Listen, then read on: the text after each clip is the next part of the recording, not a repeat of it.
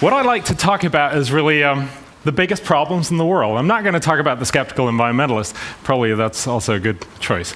But I am going to talk about what are the big problems in the world. And I must say, before I go on, I should ask every one of you, try to get out pen and paper, because I'm actually going to ask you to help me to look at how we do that. So get out your pen and paper. Bottom line is, there is a lot of problems out there in the world. I'm just going to list some of them. There are 800 million people starving. There's 1 billion people without clean drinking water. 2 billion people without sanitation. There are several million people dying of HIV/AIDS. The list goes on and on. There's billions of people who will be severely affected by climate change, so on. There are many, many problems out there.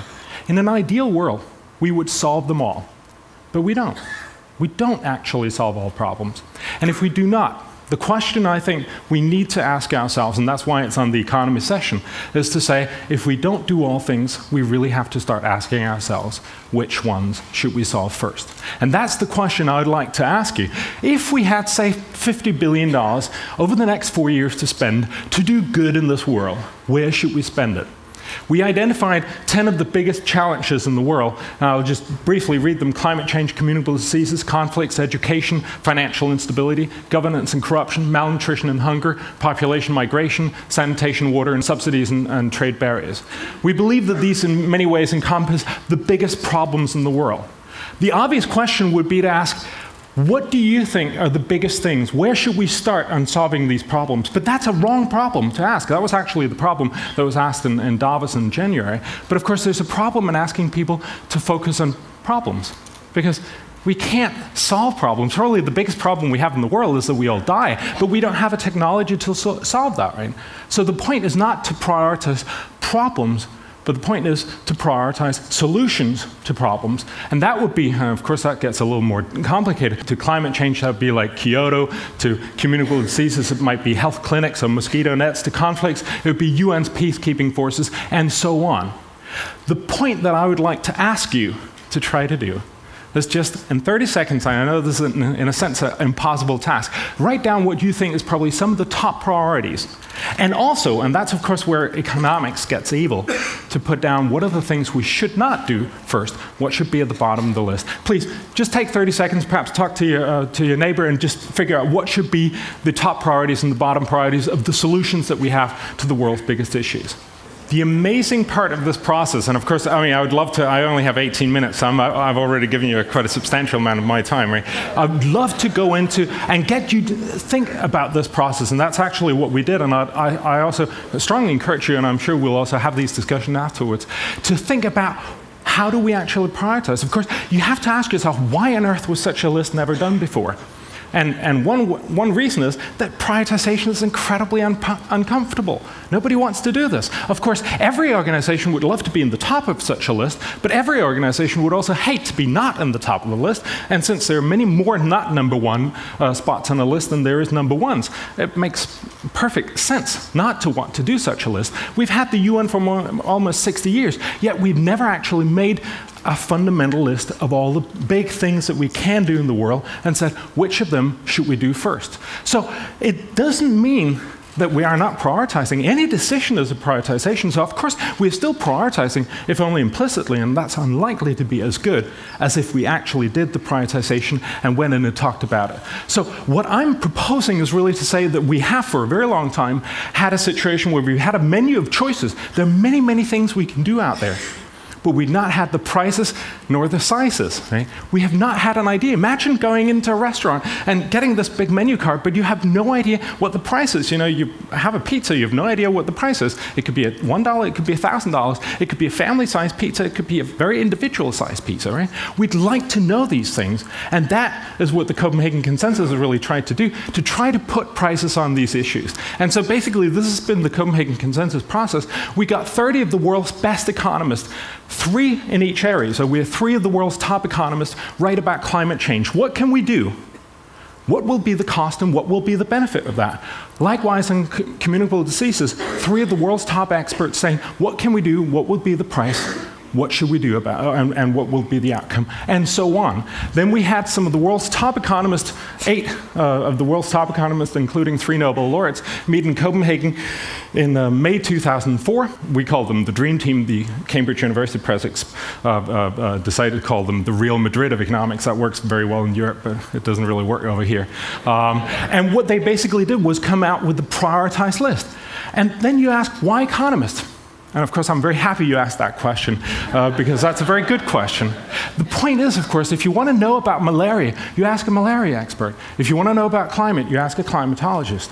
But if you want to know which of the 2 you should deal with first, you can't ask either of them, because that's not what they do.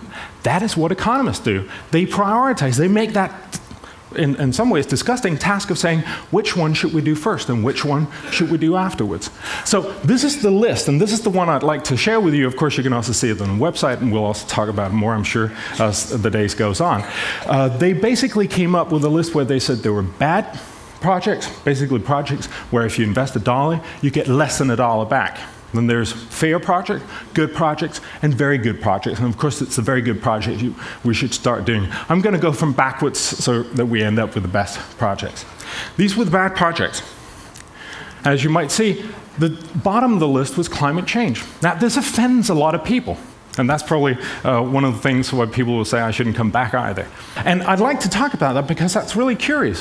Why is it came up? And I'll actually also try to get back to this, because it's probably one of the things that we'll disagree with on the list that you wrote down. The reason why they came up with saying that Kyoto or doing something more than Kyoto is a bad deal is simply because it's very inefficient. It's not saying that global warming is not happening. It's not saying that it's not a big problem, but it's saying that what we can do about it is very little at a very high cost. What they basically show us, the average of all the macroeconomic models, is that Kyoto, if everyone agreed, would cost about $150 billion a year. That's a substantial amount of money. That's 2 to 3 times the global development aid that we give the third world every year. Yet, it would do very little good. All models show it'll postpone warming for about 6 years in 2100. So the guy in Bangladesh who gets flooded in 2100 can wait till 2106, which is a little good, but not very much good. Right? So the idea here is really to say, will we spend a lot of money doing a little good? And just to give you a sense of reference, the UN actually estimate that for half that amount, for about $75 billion a year, we could solve all major basic problems in the world. We could give clean drinking water, sanitation, basic health care, and education to every single human being on the planet. So we have to ask ourselves, do we want to spend twice the amount on doing very little good, or half the amount on doing an amazing amount of good? And that is really why it comes in a bad project. It's not to say that if we had all the money in the world, we wouldn't want to do it, but it's to say when we don't, it's just simply not our first priority. The FAIR projects, notice I'm not going to comment on all of these, but communicable diseases, scale-up basic health services just made it. Simply because, yes, scale-up basic health services is a great thing. It would do a lot of good, but it's also very, very costly. Again, what it tells us is suddenly we start thinking about both sides of the equation. If you look at the good projects, a lot of sanitation and water projects came in. Again, sanitation and water is incredibly important, but it also costs a lot of infrastructure. So I'd like to show you the top 4 priorities, which should be at least the first ones that we deal with when we talk about how we should deal with the problems in the world. The 4th best problem is malaria, dealing with malaria. The incidence of malaria is about a couple of billion people get affected with malaria every year. It might even cost up towards a percentage point of GDP every year for affected nations. If we invested about $13 billion over the next 4 years, we could bring that incidence down to half. We could avoid about 500,000 people dying, but perhaps more importantly, we could avoid about 1 billion people getting infected every year. We would significantly increase their ability to deal with many of the other problems that they have to deal with, and of course, in the long run, also to deal with global warming. The 3rd best one was free trade. Basically, models showed that if we could get free trade and especially cut subsidies in the US and Europe, we could basically enliven the global economy to an astounding number, about $2,400 billion a year, half of which would accrue to the third world. Again, the point is to say that we could actually pull 200 to 300 million people out of poverty very radically fast, about 2 to 5 years. That would be the 3rd best thing we could do. The 2nd best thing would be to focus on malnutrition, not just malnutrition in general, but there's a very cheap way of dealing with malnutrition, namely the lack of micronutrients. Basically, about half of the world's population is lacking in iron, zinc, iodine, and vitamin A. If we invest about $12 billion, we could make a severe inroad into that problem. That would be the second best investment that we could do. And the very best project would be to focus on HIV/AIDS. Basically, if we invest $27 billion over the next 8 years, we could avoid 28 new million cases of HIV/AIDS. Again, what this does and what it focuses on is saying there are two very different ways that we can deal with HIV/AIDS. One is treatment, the other one is prevention. And again, in an ideal world, we would do both. But in a world where we don't do either, or don't do it very well, we have to at least ask ourselves, where should we invest first?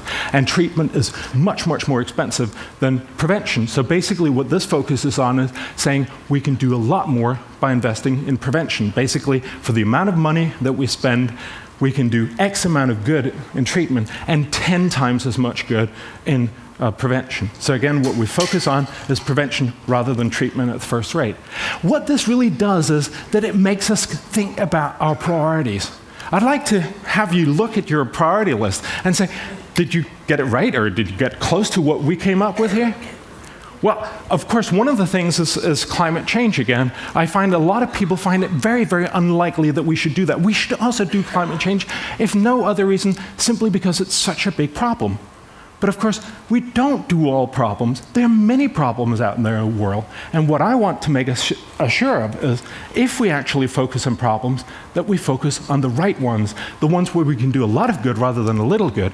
And I think actually, Thomas Schelling, one of the participants in the DREAM team, he put it very, very well. One of the things that people forget is in 100 years, when we're talking about most of the climate change impacts will be, people will be much, much richer. Even the most pessimistic impact scenarios of the UN estimate that the average person in the developing world in 2100 will be about as rich as we are today. Much more likely, they will be 2 to 4 times richer than we are. Of course, we'll be even richer than that. But the point is to say, when we talk about saving people or helping people in Bangladesh in 2100, we're not talking about a poor Bangladeshi. We're actually talking about a fairly rich Dutch guy. And so the real point, of course, is to say, do we want to spend a lot of money helping a little, 100 years from now, a fairly rich Dutch guy? Or do we want to help real poor people right now in Bangladesh who really need the help and whom we can help very, very cheaply? Or as Schelling put it, imagine if you were a rich, as you will be, a rich Chinese or a rich Bolivian or a rich Congolese in 2100, thinking back in 2005 and saying, how odd that they cared so much about helping me a little bit through climate change and cared so fairly little about helping my grandfather and my great-grandfather, whom they could have helped so much more and who needed the help so much more.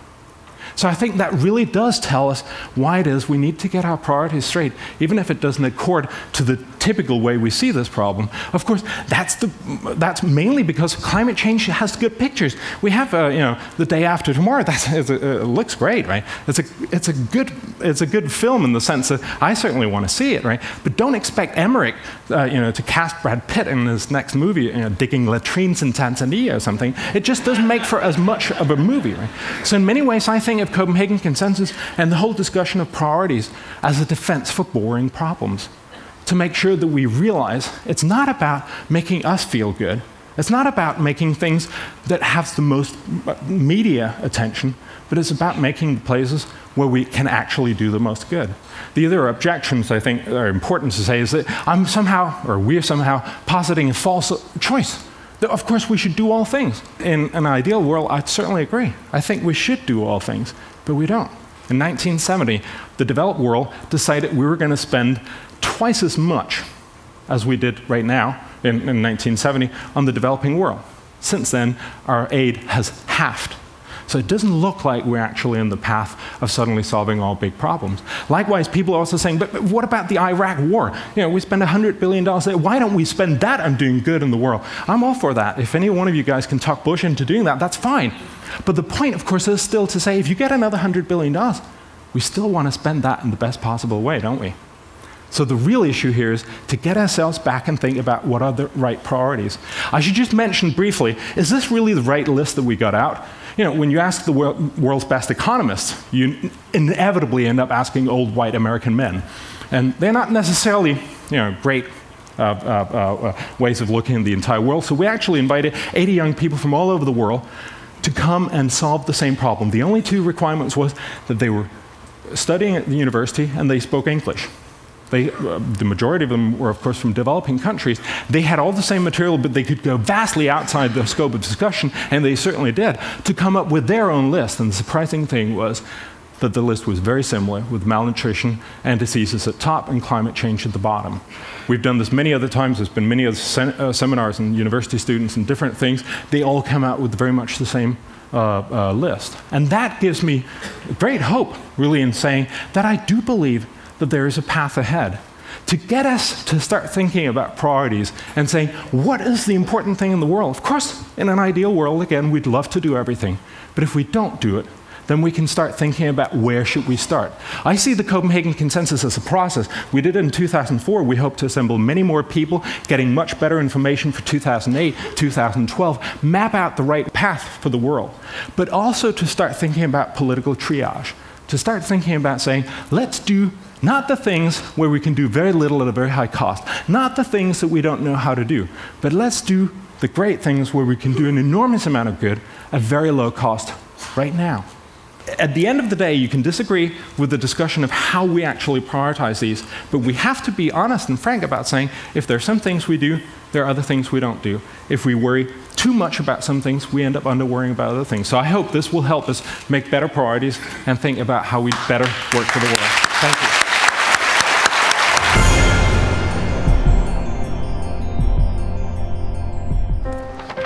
What if great ideas weren't cherished? What if they carried no importance?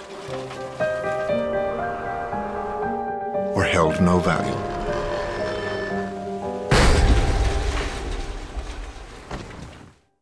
There is a place where artistic vision is protected, where inspired design ideas live on to become ultimate driving machines.